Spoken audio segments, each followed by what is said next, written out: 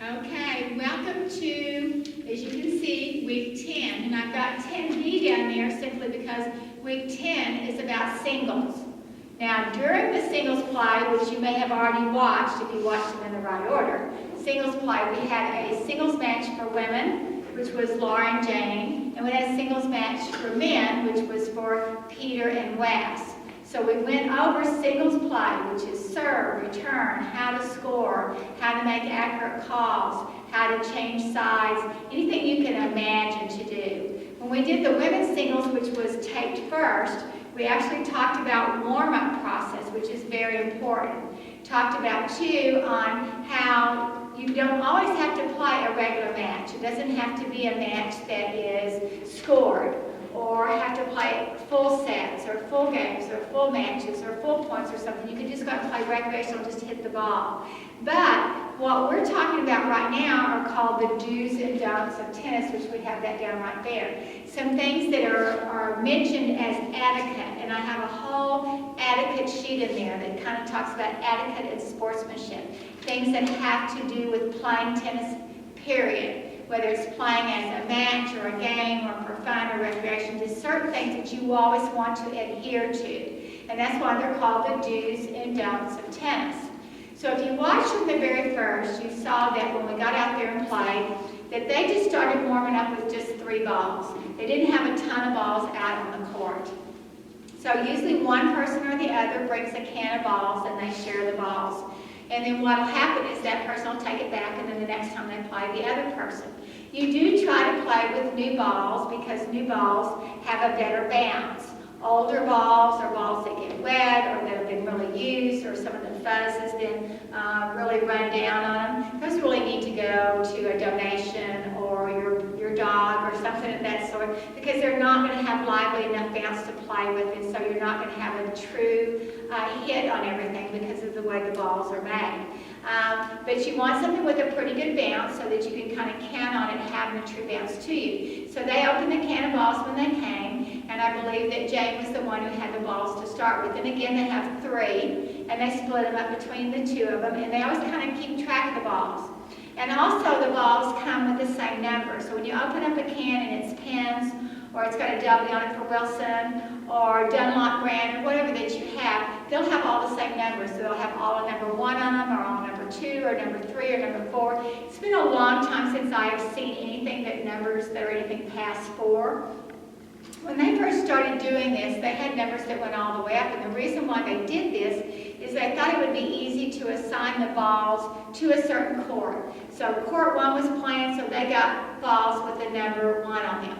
Court 2 was playing, so they got balls with the number 2 on them. So that was easy to keep track of. Well, then they changed the way that they made the balls, and the balls were not in see-through cans and stuff, so you didn't actually ever know the number that was on there. And then I think that they just kept track of, why do we need balls that say 7 or 8 or 9 on them? So that changed too. But still to this day, a lot of times, I know I will go someplace and they will give 1s to the court 1. But the important point is you want to start the game and finish the game with the same can of balls, the same number on the balls. That way they know that they were equal play on your court.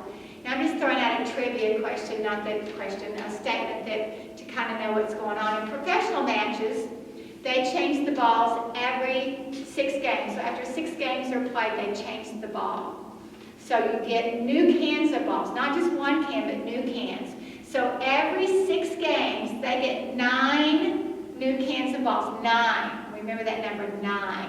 There are 3 balls in each can. So that means 9 times 3 is 27. 27. So that's 27 balls every 6 games. And if you go back a couple of weeks, and I was talking to you about how many sets are played, that men play 3 out of 5, women play 2 out of 3. So say a women's match is 2 out of 3. That tells you she's going to play at least 6 to 2, or 6 to 1, or 6 to 3, or something. She's going to play 3 sets. So just 6 alone times 3 is 18 games, okay? So that meant they did 27 balls, 27 balls, 27 balls. That meant they did 9 cans of balls each set. That's a lot of balls for a match. That's a lot of balls for a match. I just find that a fascinating number, and guys are 3 out of 5, so there are a lot of balls coming in and out. That way, equal wear and tear. In fact, at Wimbledon, again, an off-the-cuff fact here to kind of tell you some stuff that goes around sportsmanship, etiquette, the game of tennis, that at Wimbledon, which we did not have this year, it's usually always in June we have Wimbledon, they build a huge storage building, and all the storage building does is store tennis balls. So when they come that first day, the storage building is completely full of tennis balls. By the time the tournament's over in about 10 days to 2 weeks of play, there are no more tennis balls in there.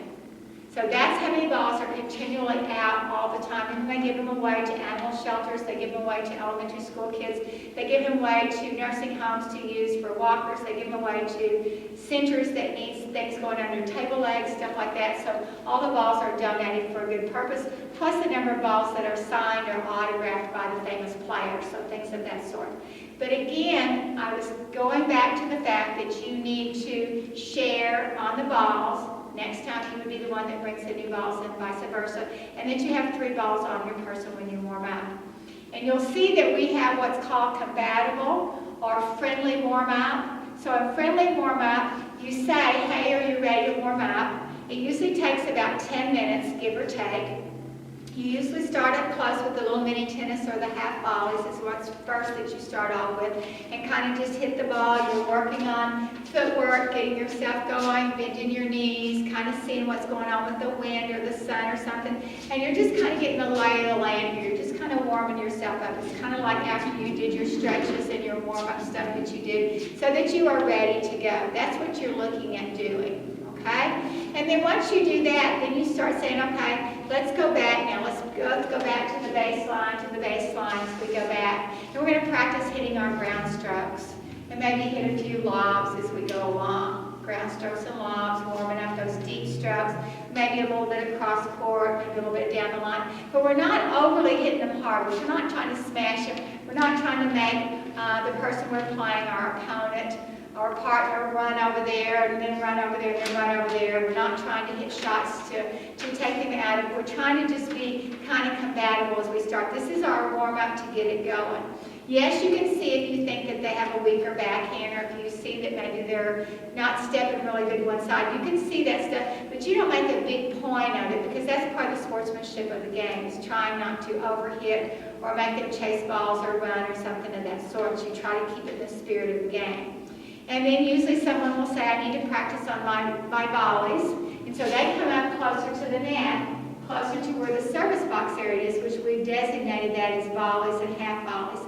And then they'll hit some volleys, and then they'll say, can you hit me up high? They'll usually do like that. And then that means I want to practice on my overheads. And it's also practicing on your service motion, meaning getting my arm up and over my head. I'm going to practice on that motion. That service motion is what they're doing. So you'll do that. Then once your time is up, you move back. The person you're playing with moves up, and you do the same thing in return. You feed them some balls at the net. If they get a chance to practice on their volleys, their short shots, and then you give them a chance to work on their overheads, just in case.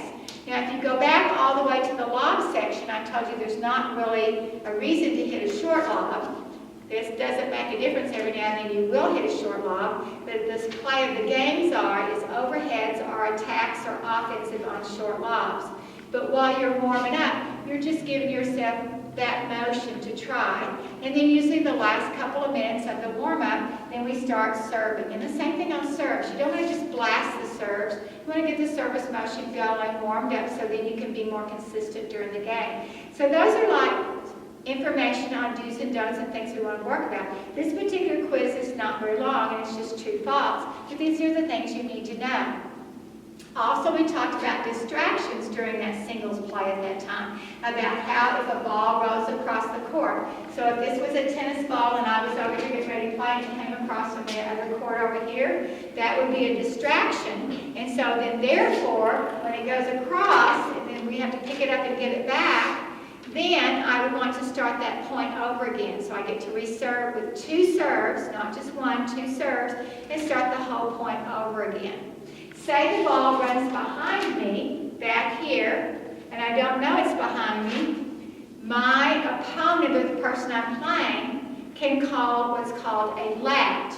They said, stop play, I'm afraid you're going to fall on that ball back there. It's behind you. I know you can't see it because it's behind you. So they can call a lat, and again, you'll play it again. Same thing if I see something over here behind the person that's playing. I see something out of the corner of my eye, or somebody says something, then I can stop play for safety reasons right there. So a distraction or the safety reason. Another thing that you want to be sure you do is be sure that you're always announcing the score. Announce your score first if you're serving, but that the score is always announced, whether you're ahead or behind.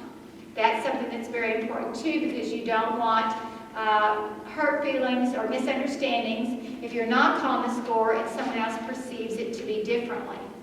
Another thing is making sure you make good calls. And I mentioned this at the very first. I said sometimes when the ball lands, it will be landing right in this area right here. And from where I'm standing back here, that ball looks like it's on the line. That's where it's standing. So I have to make that call. That ball's on the line right there on the service box. And I'm going to play it because it's on the line. Well, Shane's over here, and he served it. He served it over here, and he sees clearly from this angle that the ball is not on the line. He sees that the ball is long. So then he thinks, oh, that ball's long, and he doesn't get ready if the ball comes back because he knows it's long because he can see it. I can't see it. I'm the one receiving that ball. So in good faith, I am making that call. In good faith, I'm playing this ball just like this, boom. As far as I'm concerned, that ball is a good ball. So, the person that the ball is coming to, they're the ones who get to make the call. You have to make the best call you can make. The best call, and you need to get in the position you can to make a good call. Sometimes they're not happy because they said, well, why did you play that? It was long, I wasn't ready. You need to be ready for a ball, just in case. But again, it goes back on the person making the call. Shane is not the person to make that call because he's the one who served it to me. It's in my area now. I am making the call. So I'm trying to make the very best I can. Now the ball comes back all the way back here. And I kind of turn like this and I see it land right here. But Shane's on the other side, and Shane swears that he thinks it caught the baseline right here. He's positive because from his angle over there, it looks like it made it. It looks like it caught it. So here what would have been a great shot for him is not, because I'm calling it long. Well, I've got my position just like this. I can see the ball right here because I'm in this position. Now if I was here, I would not be able to call it. But from the side, I can call it. So again, the rule says it has to be clearly out to call it out. So that's how they'll list it. It'll all be true and false down here on different things. They're all listed under etiquette. The shared files that's been in there since the first week is in there about all the etiquette information. There's not really anything in here that's tricky for you to do, but it's information that you'll need to know so that when you go out on the court and you see someone out there hitting and you think, oh, I want to see if they'll hit with me, because I know some background on tennis, even if I'm not very good playing-wise, I know what I'm supposed to do. I know that I'm supposed to warm up and be really nice with someone. I know that I'm supposed to bring a can of balls just in case. I know I'm supposed to call my score first. I know I'm supposed to start on the right-hand side first. I know that I'm supposed to wear proper attire, which means that I'm not going to wear jeans. I'm not going to wear boots. I'm not going to wear a big floppy hat. You know, I'm going to come out dressed for tennis shoes that don't make marks on the court, because that's not something I want to do. I'm going to have the correct equipment. I'm going to have the correct kind of racket. I'm not going to come out and try to use a racquetball racket or a ping pong racket or a lacrosse racket, those kind of things. I'm not going to jump around up against the fence. I mean, just things in general that you want to know background about tennis. You can also go in and look under USTA, which I put those shared files in there a long time ago, because they give you a bunch of tips. There's a bunch of tips and etiquette that are in there. I also don't want to be really loud and distracted. I want to watch, if I want to say your demeanor or your conduct, yes. You don't want to call somebody and say, well, you weren't a very nice person, and call them a name or something. You don't want to holler when you hit a ball. You don't want to accuse somebody of something. It doesn't mean you have to be totally quiet, but you don't want to be a distraction. If you're too loud and you're playing, and the ball's on that side of the court, and you hit it over, and then you said something that was really loud, that's going to distract that person. They're going to think maybe you called the ball out, or maybe you said something, and so they might hesitate to hit or quit hitting. That's why usually you don't do a lot of talking during the point. You usually reserve your talking till afterwards. So talking can be a distraction if you're too loud or you talk at an inappropriate time. And if you were in a tournament, there could be a tournament director that would take away a point.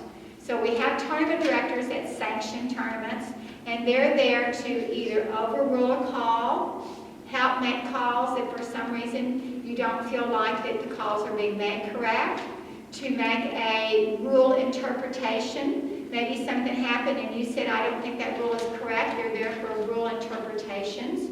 They're also there if someone's not being a good sport. And that would be when something happens, like maybe the ball bounces twice, but the person didn't call it. Maybe you carry the ball on your racket. You can't carry it. It can only be hit once. It cannot be hit twice. There are things like that. Maybe the ball touched you and then you said, I didn't. Maybe you tipped it on the end of your racket. That's up to you to call that.